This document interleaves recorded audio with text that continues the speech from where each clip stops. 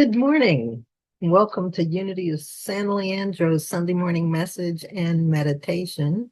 We're glad you've chosen to worship the God of your understanding with us this morning. Today is Sunday, September 28th, and I'm going to start with the daily word. The daily word is a daily message published by Unity, and it's a little magazine, has a message for every day. So the word is beautiful today. The world becomes beautiful when I find God in it. When I'm fully present to life, I find beauty everywhere. Looking up at shimmering stars, walking through a field of marigolds, or sitting by the ocean, I rejoice in the beauty of nature. It truly is a wonderful world. The beauty that delights my senses also lives in me. The presence of God does not just surround me, it is also within me. My divine gifts, along with my talents and unique abilities, make me a beautiful and integral part of the world. When I live into the fullness of my divinity, the expression of my humanity is simply beautiful. I am a radiant spiritual being, an individualization of the divine, individuation of the divine. I honor the presence of God within myself and all others. We are beautiful. And the scriptures from Psalm chapter 27, verse 4. One thing I asked of the Lord that I will seek after, to live in the house of the Lord all the days of my life, to behold the beauty of the Lord. So that comes from our daily word. The word is beauty, beautiful. And the affirmation was, again, the world becomes beautiful when I find God in it. And I love it. It says, when I'm fully present to life, I find beauty everywhere. You know, we have to look for it. When we look for the beauty, we find it. When we look for the good, we find it. Then it says, the beauty that delights my senses also lives in me. That's the goal. The presence of God does not just surround me, it's within me, all around me, sees through me, breathes us. So that's a beautiful daily word today. I'm Reverend Diana McDaniel, and I am a Unity minister. And we are here online coming together so we can worship together, be together for a short period of time, to have an uplifting time. So our goal is not to dwell in all the muck and the stuff that goes on in the world, but to rise above it, to look for the good, to look for the beauty. I invite you to do that today. Our opening prayer, and I invite you to join me if you know it. There's only one presence and one power active in the universe and in my life, God the good, omnipotent. There's only one presence and one power active in the universe and in my life and in my affairs, God the good. So we take that inwardly, know the truth of it, and just simply say, thank you, God. And so this morning we have a guest speaker. It's Reverend Dr. Dahlia Adams. I'm so grateful that she was willing to give the message this morning on the power of compassion. So I hope you enjoy it. And as we continue in the morning, let's listen to Mary play the Lord's Prayer. Yeah.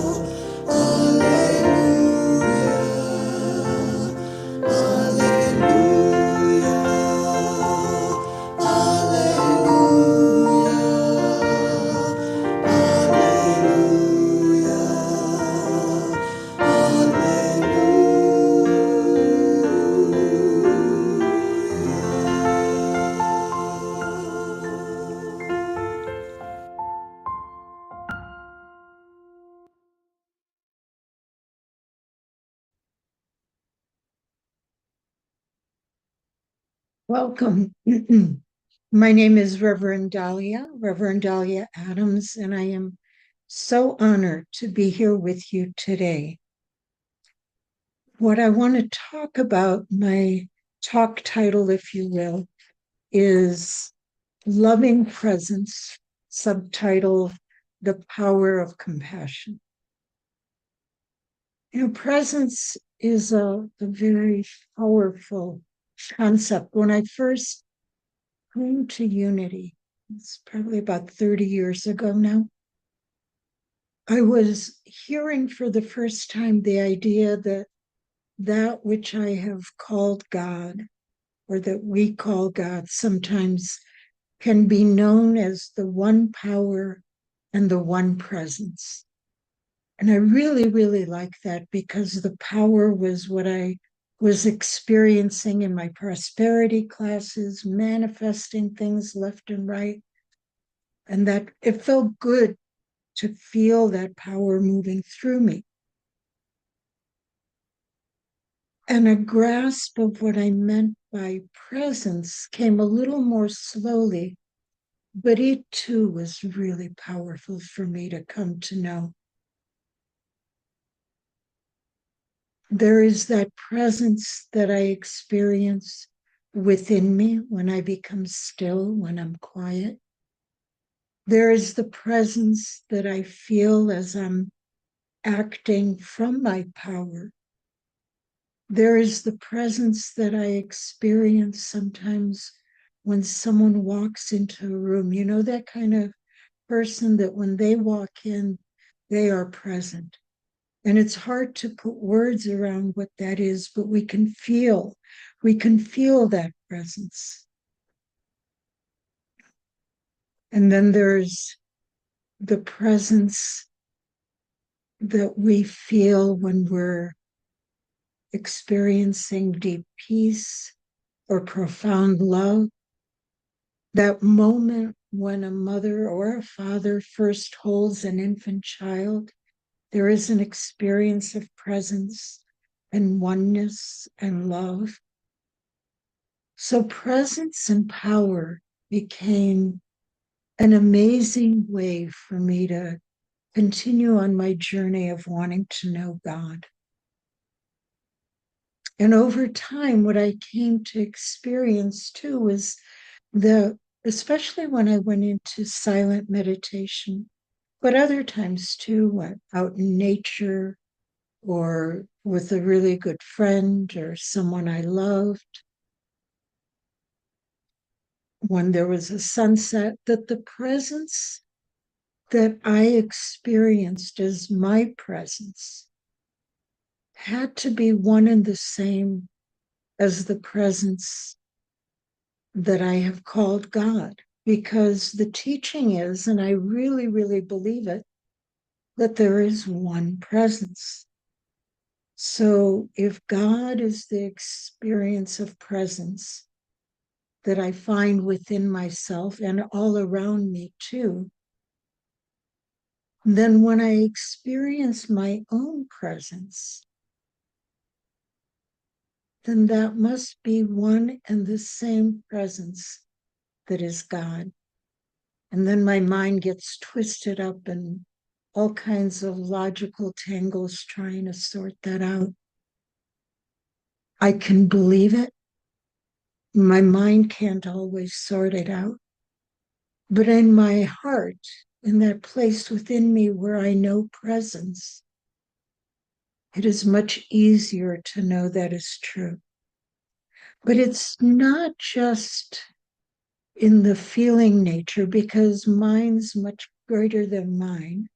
For example, Einstein said that there is only one, that there, the sense of separation that we live in is a delusion. I'm going to read the quote because he said it better. Einstein said that people or a person experiences himself, his thoughts and feelings as something separated from the rest, a kind of optical delusion of his consciousness. and that this delusion of separation is a kind of prison for us. Our task in this life must be to free ourselves from the prison by widening our circle of compassion to embrace all creatures and the whole of nature and its beauty. Okay, so if presence is one way we know our oneness with God and with each other, a oneness that we come to know and then we forget and we lose it and we come to know again. If that presence, that oneness is to become strong in our consciousness, somehow we must be able to hold on to that truth of our oneness, to that truth of one presence, even in the face of the yucky stuff, even in the face of the painful stuff, even in the face of that stuff that makes us angry or scared, frustrated, confused. So in comes the idea of compassion, because compassion is one way that love is expressed, that love is experienced. And the definition of compassion is the love that we experience, that we express, that we feel in the face of difficulties, in the face of painful situations, in the face of our fears, our worries, our concerns.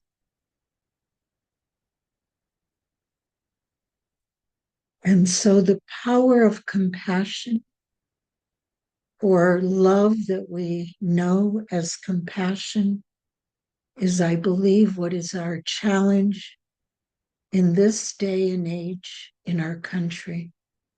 There is so much potential worry, there is so much potential fear, there is so much potential anger with what's happening politically, with what's happening to people who are being separated from their families, what is happening to people who are losing their rights or afraid of losing their rights.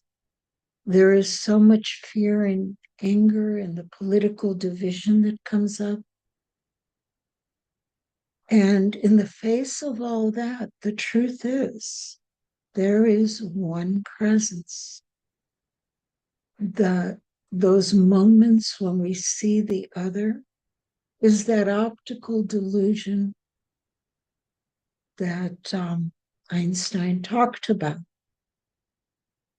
So how do we do that? How do we do that? Because it's not easy. It's not easy at all.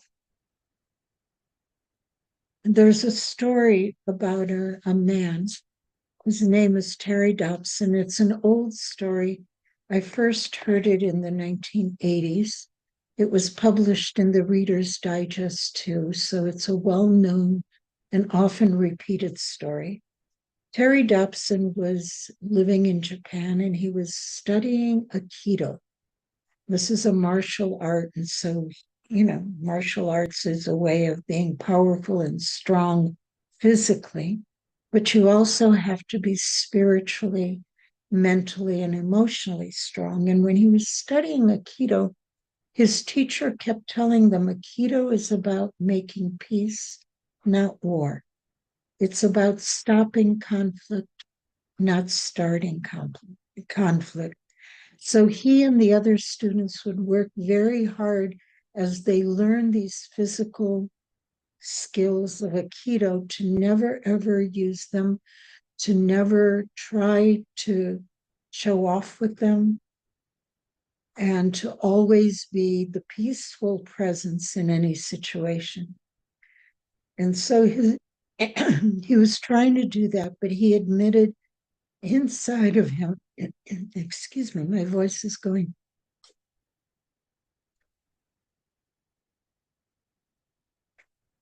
But Terry Dobson, admitted that somewhere inside of him, there was a part of him that was really longing to knock someone down, to really get physically overpowering with his Aikido skills. And one day he was on a train. It was late afternoon. The traffic hadn't started yet for the day. And so the train was not very full. There were just a few people in his car. There was an elderly couple. There was a woman with the baby. There was a pregnant woman. There was a couple other people on board, and the train stopped, and in came a very large, very loud, very drunk man who staggered in, yelling and carrying on. And as he came in, he stumbled and he took his arm and he smacked the woman with the baby, and she went flying across the car toward the elderly couple that were on the other side of the car. And this drunk big man came after them and almost hit the elderly woman.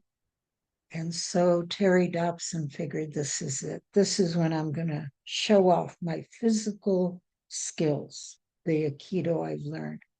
And so he tried to catch the attention of the drunk man because he couldn't throw the first punch. So he was trying to egg him on to throw that punch.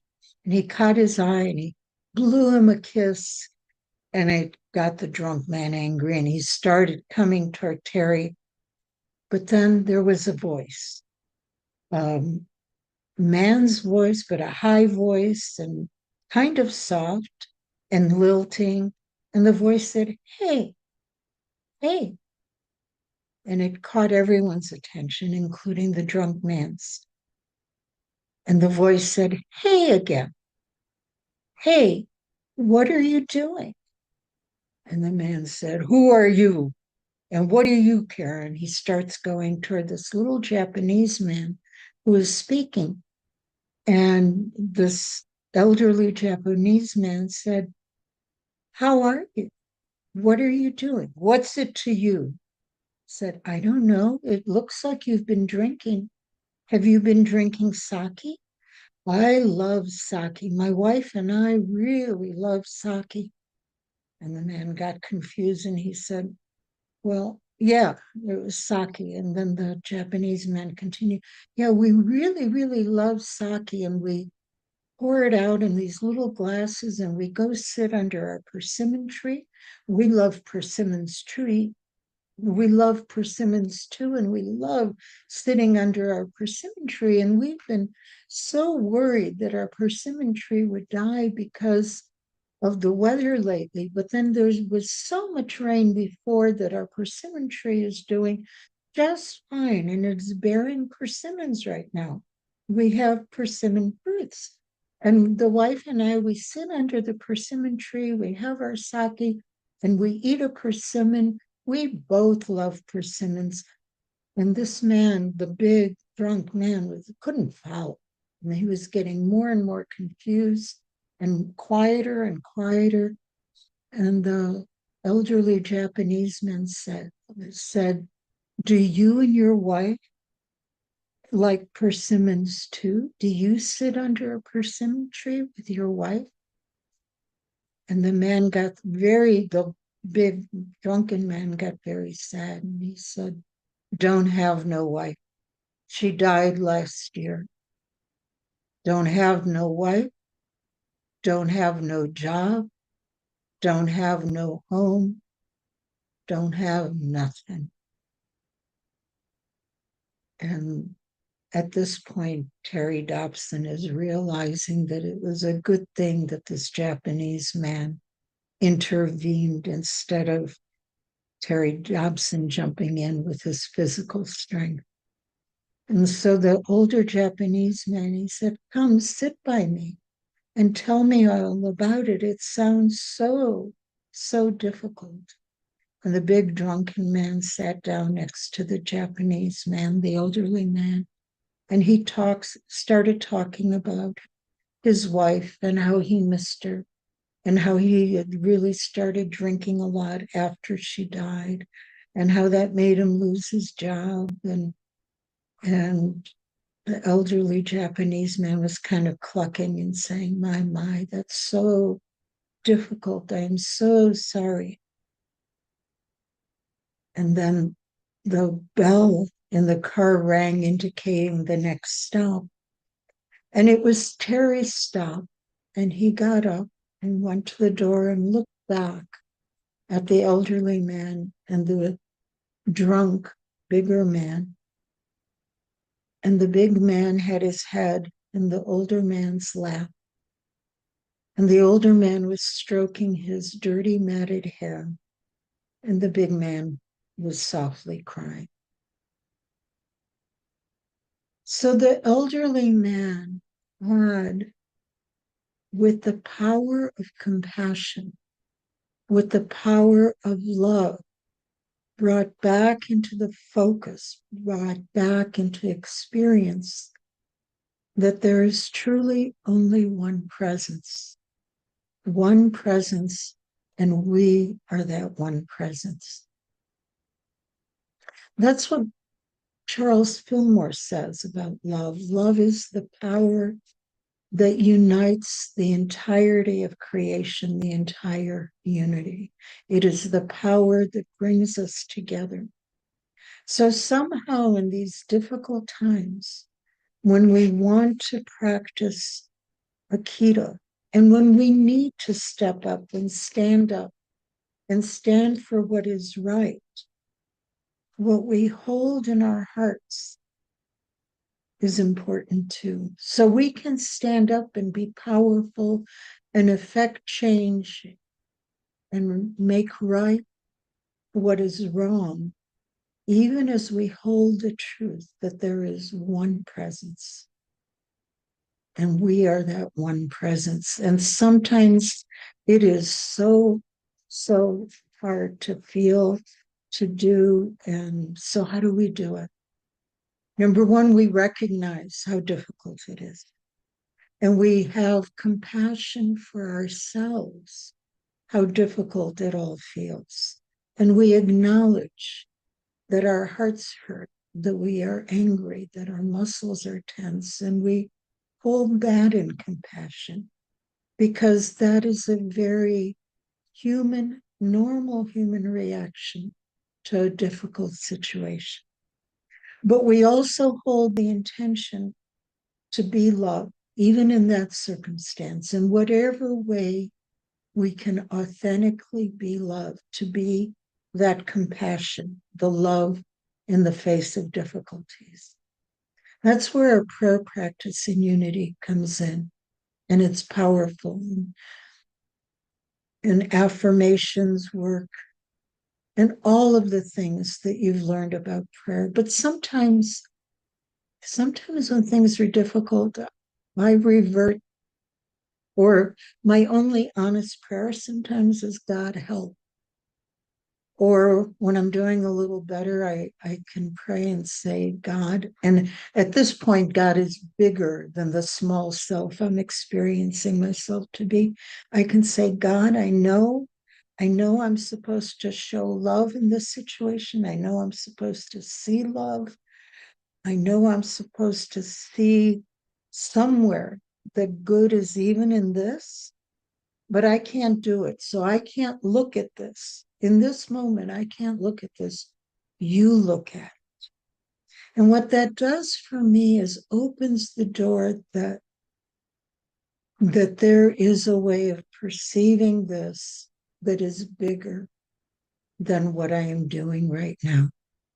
And at the same time, being compassionate with myself for seeing it the way I'm seeing it, knowing that in this moment that's the best I can do, but acknowledging there is a greater way of seeing this. There is a larger perception, a way of seeing through the eyes of God. And that acknowledgement that's there is also a willingness to see through God's eyes, even if I can't just yet. It's an affirming of our unity. Valerie Carr wrote a book about not seeing the other, and she wrote about it. She was a Sikh, or is a Sikh, Sikh. And Sikhs were targeted horribly after 9/11. And a relative of hers was shot and killed after 9/11. And it was about her journey to not see the other, even in that kind of circumstance. So we affirm our unity, we hold the intention to see no other, and we hold ourselves in compassion. And we hold the intention that someday, somehow, we can extend that compassion to even the person that feels like the other in this moment. So it's that challenging way of being in the human experience and still knowing that I'm a spiritual being. It's that way of knowing the pain that sometimes that human experience can bring, and knowing that the divinity in me, in us, is far greater than whatever the circumstance may be. So we can practice every day. We can practice saying blessing prayers. May I be peaceful. May I be strong. May I be healthy.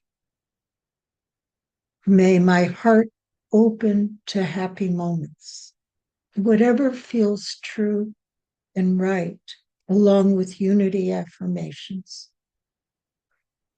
And sometimes I have a meditation teacher named Jack Kornfield, and he was asked, how does he bless the people that he sees doing, quote, horrible things? And he said he struggled with that. And he finally realized that the one blessing that he could say for someone who felt like the enemy was, may he be peaceful. Because if that blessing were to come true, it would bless that person, but it would bless everyone else around. So there is a power, a tremendous power in compassion, and it comes from the truth that we are one presence. And that one presence is the presence of God that we are. And God is love, and compassion is our way of expressing love in those tough times. So God bless you, and may you have a most wondrous day. So it is.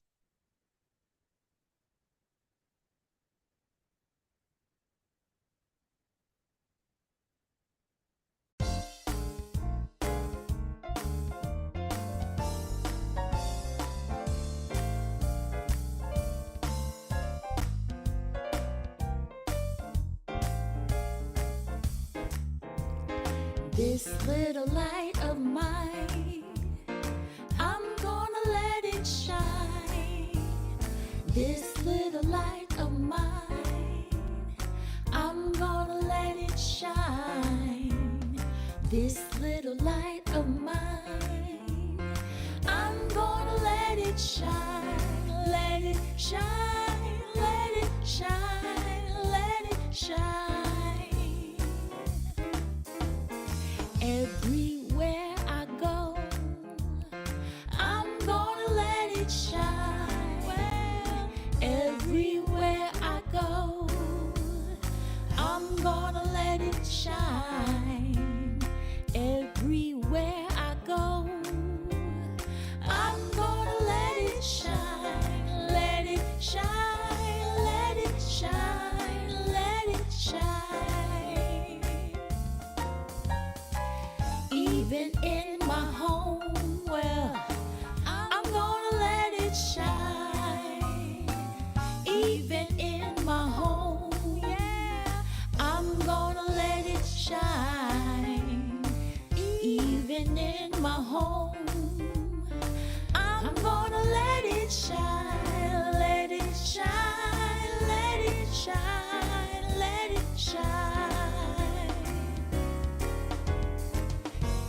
little light of mine, I'm gonna let it shine.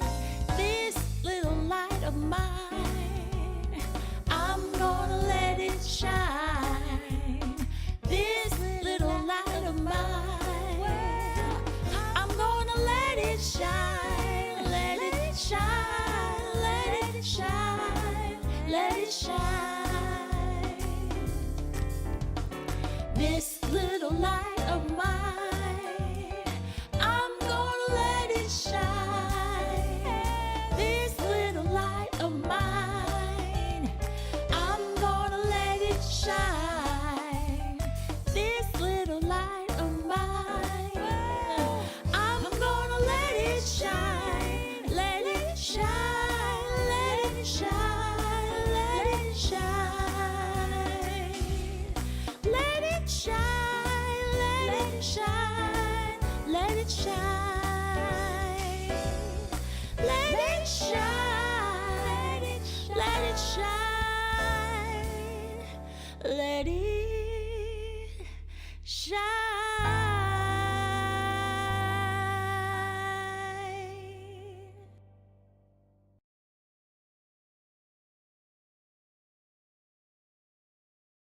I'd like to thank Reverend Dahlia for her message.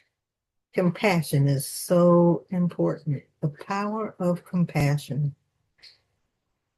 Now is that time we have the opportunity to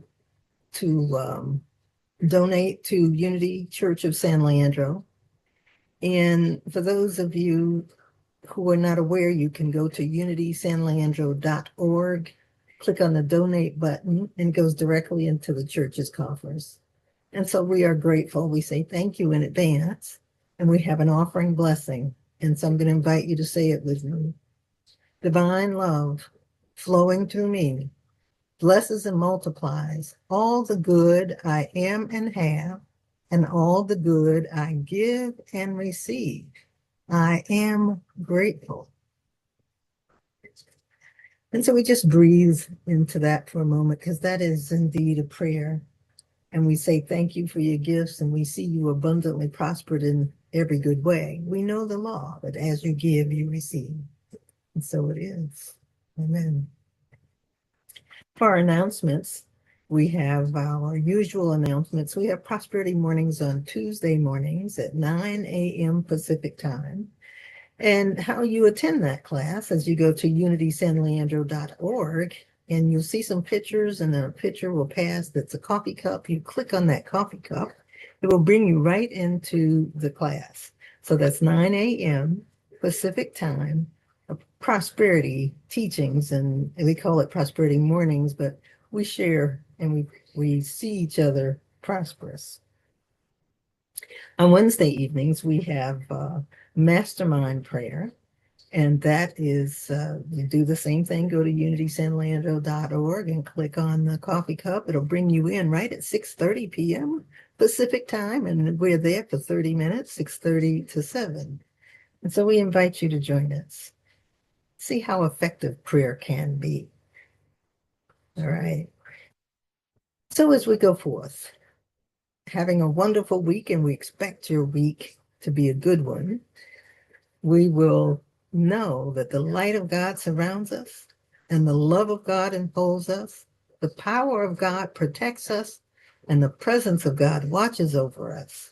Wherever we are, God is, and all is well.